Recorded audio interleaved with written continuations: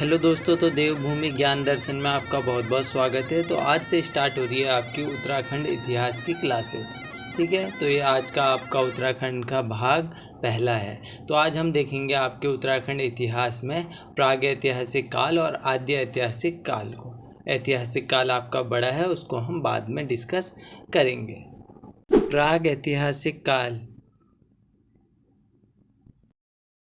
तो अगर हम बात करें आपके प्रागैतिहासिक काल की, तो आप प्रागैतिहासिक काल को पाषाण काल के नाम से भी जानते होंगे। इसे हम 3 भागों में बांटते हैं अपनी सुविधा अनुसार: पुरा पाषाण काल, मध्य पाषाण काल और आपका नव पाषाण काल। ठीक है, क्या होता है आपका प्रागैतिहासिक काल? इस काल में हमें कोई भी लिखित साक्ष्य प्राप्त नहीं होते हैं। ठीक है, आप कह सकते हो कि भैया इतिहास का वो दौर, ना तो हमारे पास प्रमाणिक साक्ष्य हैं और ना ही हमारे पास इसकी कोई जानकारी है और ना ही हमें कोई लिखित प्रमाण प्राप्त होते हैं। हमें तो पता ही नहीं कि उस समय क्या हुआ होगा। हम तो बस एक कल्पना मात्र कर देते हैं कि हाँ, उस समय ऐसा रहा होगा। ठीक है, अगर मैं बात करूँ भैया आपके प्रागैतिहासिक काल की, तो देखो हमें उस समय बताया जाता है कि उस समय मानव की उत्पत्ति हुई। ठीक है, यानी मानव की उत्पत्ति की बात बताई जाती है और मानव के प्रयोग में लाई जाने वाली वस्तुओं के बारे में बताया जाता है। कैसे मानव सभ्य हुआ, मानव ने किस किस फसलों की खेती करी, ठीक है, और किन किन औजारों से परिचित हुआ मानव, वनस्पतियों, जीव जंतु, नदी घाटियों, ठीक है ना, कैसे यह परिचित हुआ, कैसे मानव शिकारी बन गया।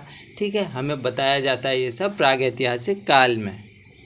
और देखो, हम प्रागैतिहासिक काल को ना पाषाण काल भी कहते हैं। आप पाषाणी क्यों कहते हैं? तो देखो, पाषाण का मतलब होता है पत्थर, मतलब वह काल जिसकी जानकारी का आधार सिर्फ पत्थर है। ठीक है, उसे हम पाषाण काल कह देते हैं, यानी प्रागैतिहासिक काल कह देते हैं। ठीक है, अब आते हैं हम उत्तराखंड के प्रागैतिहासिक काल में। ठीक है, तो देखो उत्तराखंड के प्रागैतिहासिक काल में आ जाता है आपका जो आपके गुहा चित्र हैं, यानी आप कह सकते हो शैल चित्र हैं, और आपको पुरातात्विक साक्ष्य मिल गए, जैसे खुदाई के बाद कहीं से समाधान मिल गए। समाधान यानी डेड बॉडी। तो आप भैया डेड बॉडी मिल गई तो कैसे पता लगाओगे कि हाँ ये आपके प्रागैतिहासिक काल की है या नहीं है, या कब की है, मध्य पाषाण काल की है या नव पाषाण काल की या पुरा पाषाण काल की है? तो देखो, जब आपको कहीं से कोई समाधान मिल जाता है यानी डेड बॉडी मिल जाती है, तो आप कार्बन डेटिंग पद्धति का यूज़ करते हैं। ठीक है, उसी से आप पता लगाते हैं कि आपकी बॉडी है कितने साल पुरानी है। ठीक है, क्योंकि आप सभी को पता है अगर किसी चीज़ में भी आपका कार्बन पाया जाता है तो आप वहाँ पे उसकी एज निकाल सकते हो। ठीक है, कार्बन डेटिंग पद्धति के द्वारा। अब देखो और आपको क्या क्या साक्ष्य प्राप्त हो सकते हैं प्रागैतिहासिक काल से।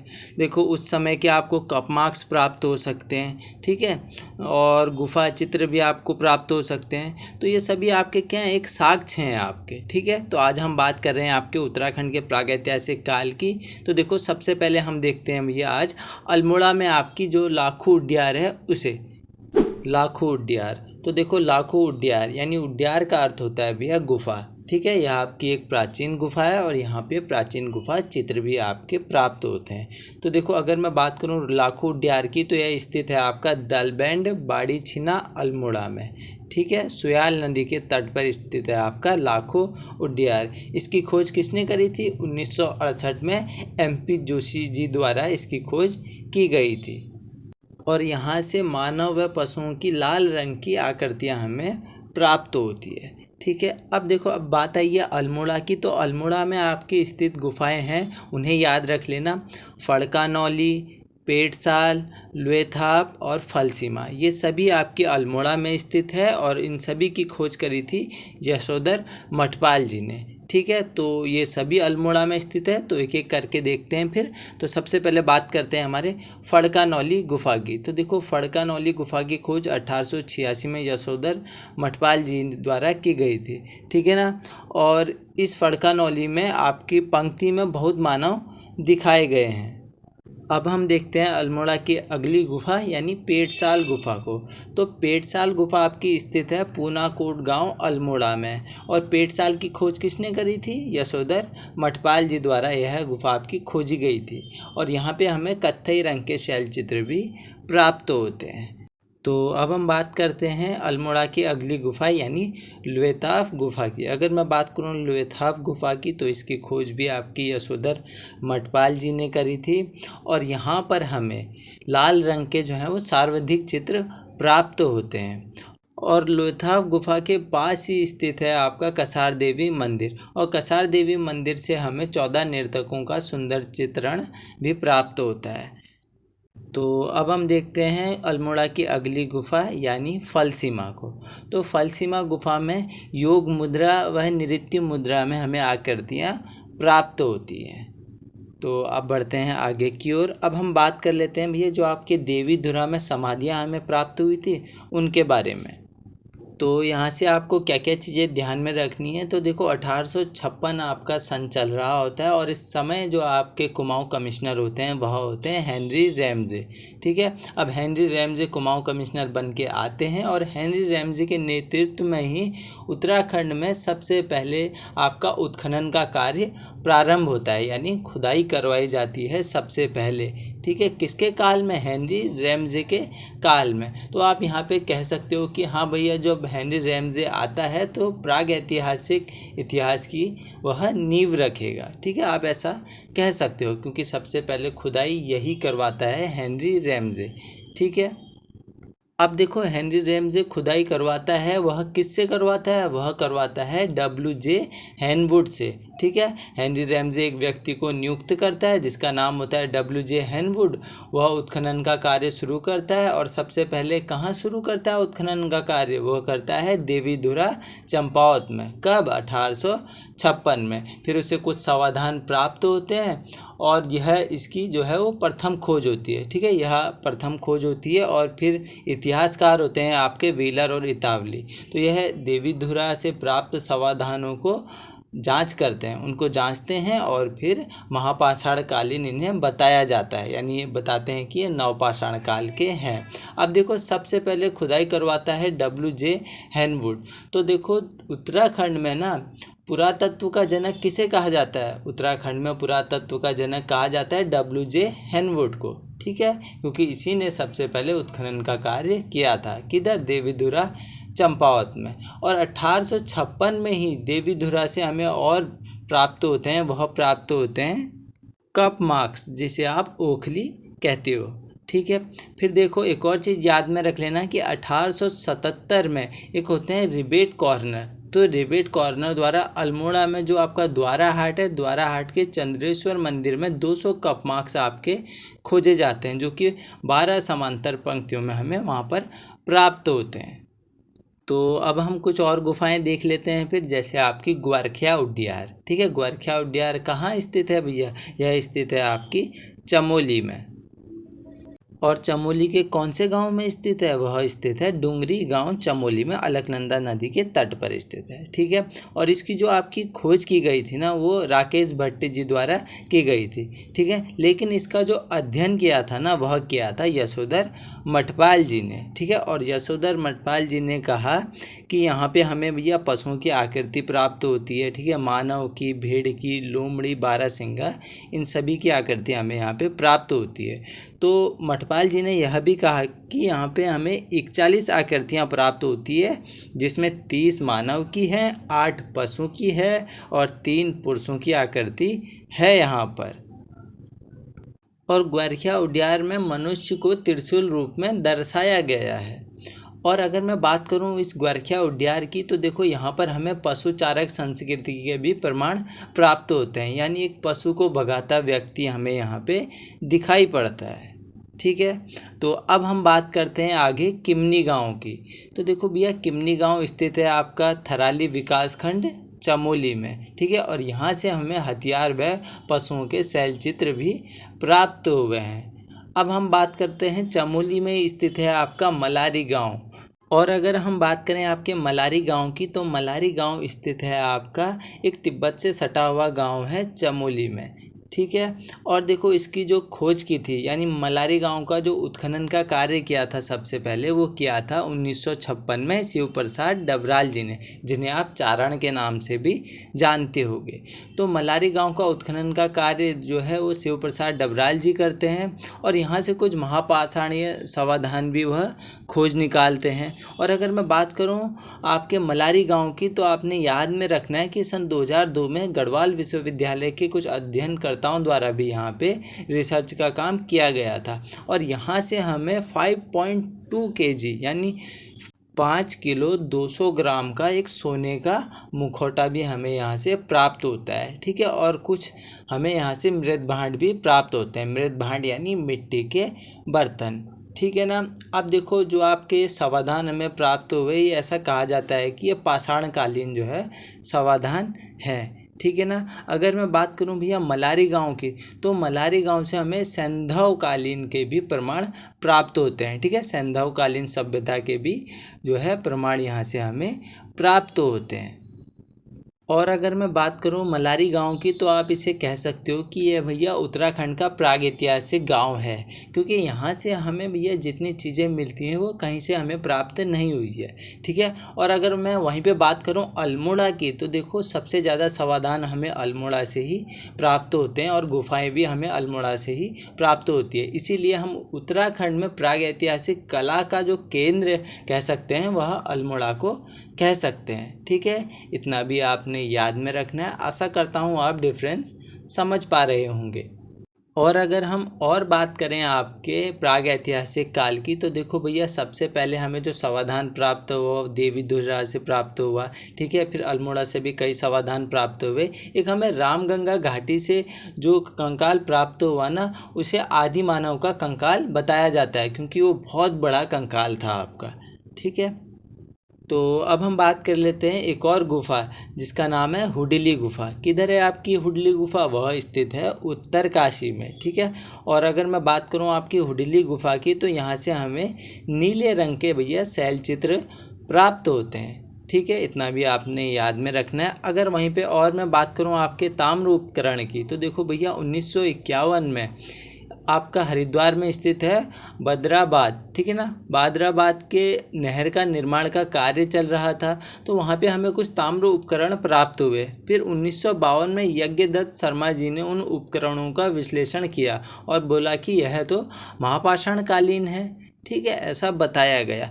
ठीक है। तो आज आपने समझा कि भैया प्रागैतिहासिक काल होता क्या है। ठीक है। अभी हम आद्य ऐतिहासिक काल पे भी आएंगे। पहले आप प्रागैतिहासिक काल को थोड़ा और समझ लो कि भैया जो आपका प्रागैतिहासिक काल होता है, इस काल में हमें कोई भी लिखित साक्ष्य प्राप्त नहीं होते हैं। ठीक है। उसके बाद हमें और चीज़ें प्राप्त हो सकती हैं, जैसे हड्डियाँ प्राप्त हो सकती हैं। ठीक है। समाधान प्राप्त हो सकते हैं, मृत भांड प्राप्त हो सकते हैं। ठीक है।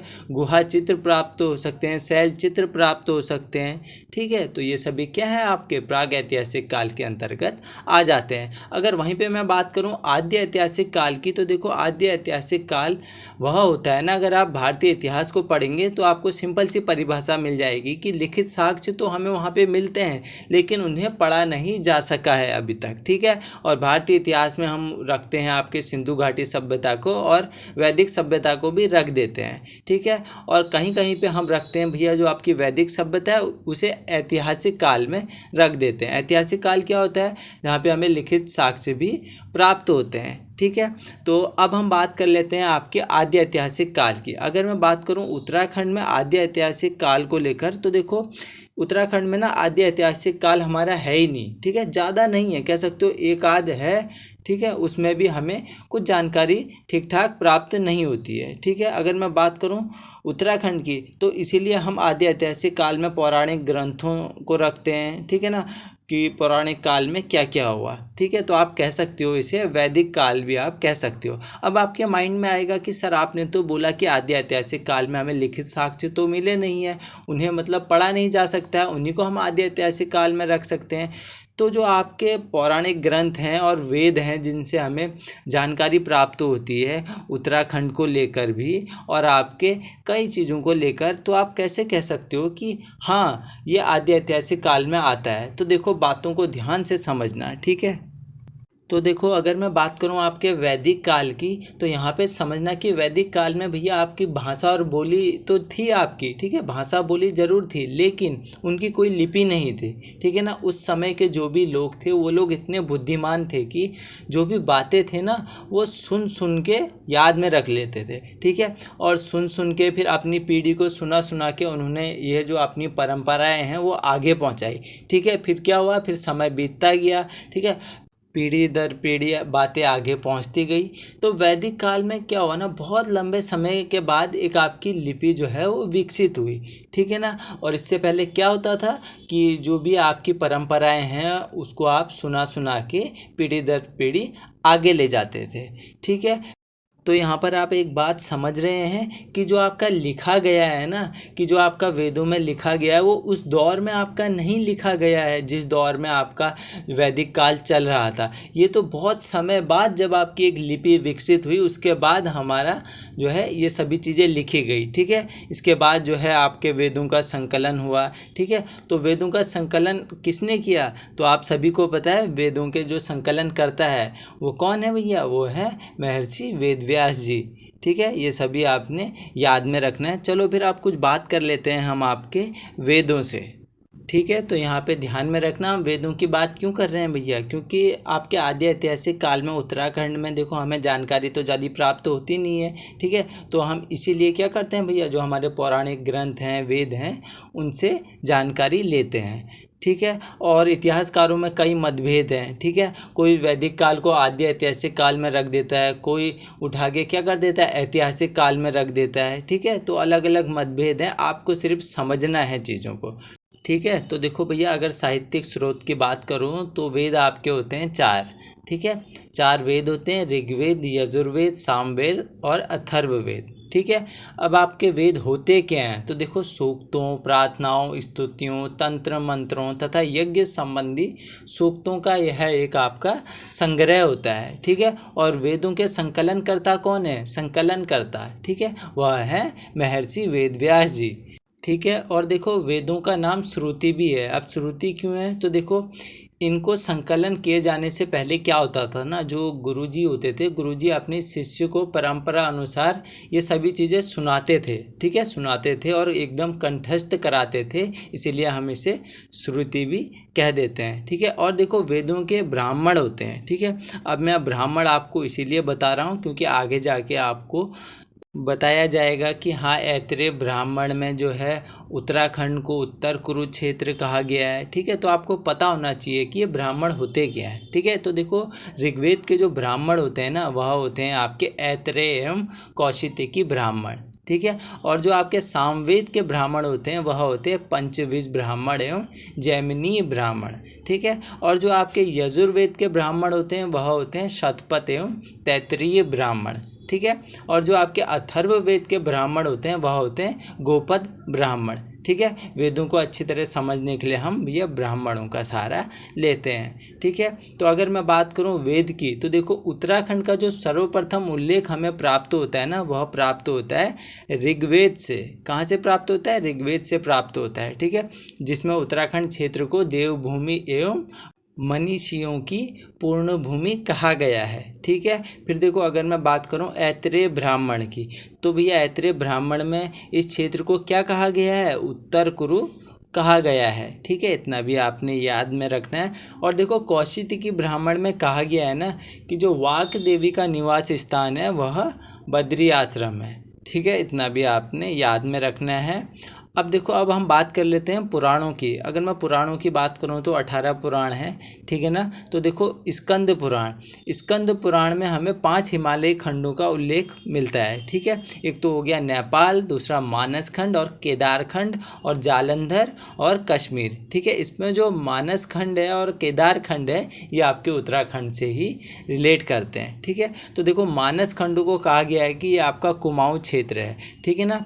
मानस खंड को कुमाऊँ क्षेत्र कहा गया है, जो आपका नंदा देवी पर्वत से कालगिरी तक के क्षेत्र को मानस खंड कहा गया है, ठीक है। और केदार खंड किसे कहा गया है, केदार खंड आपके गढ़वाल क्षेत्र को कहा गया है, ठीक है। यानी जो आपका माया क्षेत्र यानी हरिद्वार से हिमालय तक के विस्तृत क्षेत्र को आपका केदार खंड कहा गया है, ठीक है, मानसखंड कुमाऊं को, केदारखंड गढ़वाल को। ये भी आपने याद में रखना है।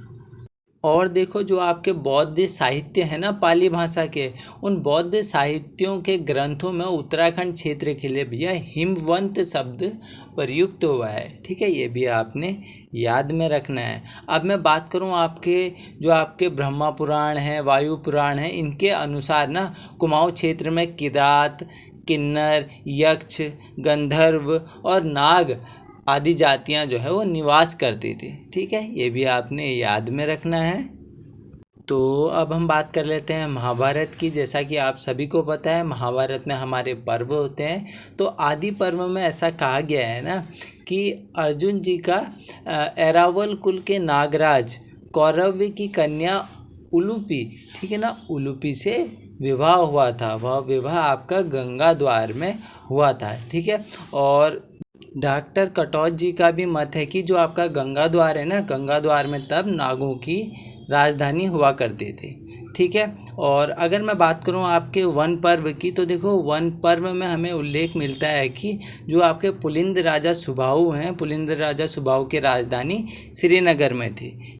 और वन पर्व में हरिद्वार से केदारनाथ तक की यात्रा में पड़ने वाले स्थानों का हमें वर्णन भी प्राप्त होता है। ठीक है, और इसी वन पर्व में बद्रीनाथ की भी हमें चर्चा मिलती है। और इसी वन पर्व में जो आपके लोमश ऋषि जी हैं उनके साथ पांडवों के इस क्षेत्र में आने का भी उल्लेख हमें प्राप्त होता है। ठीक है, तो अब हम कुछ चीज़ें और देख लेते हैं। ठीक है, जैसे कि अगर मैं बात करूं आपके प्रारंभ में जो आपका गढ़वाल क्षेत्र है, ठीक है ना, उसे बद्रिका आश्रम, तपोभूमि, स्वर्ग भूमि, ठीक है, और केदारखंड नामों से जाना जाता था। ठीक है ना, और देखो और आपने क्या क्या याद में रखना है कि जो आपके चमोली के निकट स्थित है नारद गुफा, व्यास गुफा, मुचकुंद गुफा, ठीक है ना, यहाँ पर कहा जाता है कि वेदों की रचना हुई थी, जो कि वेद व्यास जी ने की थी। ठीक है, और पुराणों के अनुसार मनु का निवास स्थान, ठीक है, और कुबेर की राजधानी आपकी अलकापुरी, ठीक है, अलकापुरी यानी फूलों की घाटी के आसपास का क्षेत्र यानी चमोली को माना जाता है। ठीक है, तो यहाँ पे आपका मनु का निवास स्थान था और कुबेर जी की राजधानी थी।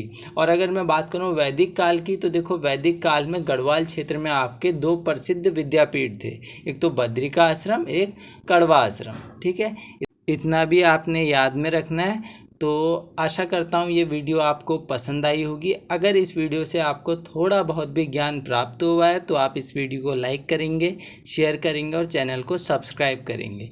इसी आशा के साथ हम करते हैं वीडियो को यहीं पर समाप्त। चलिए, धन्यवाद।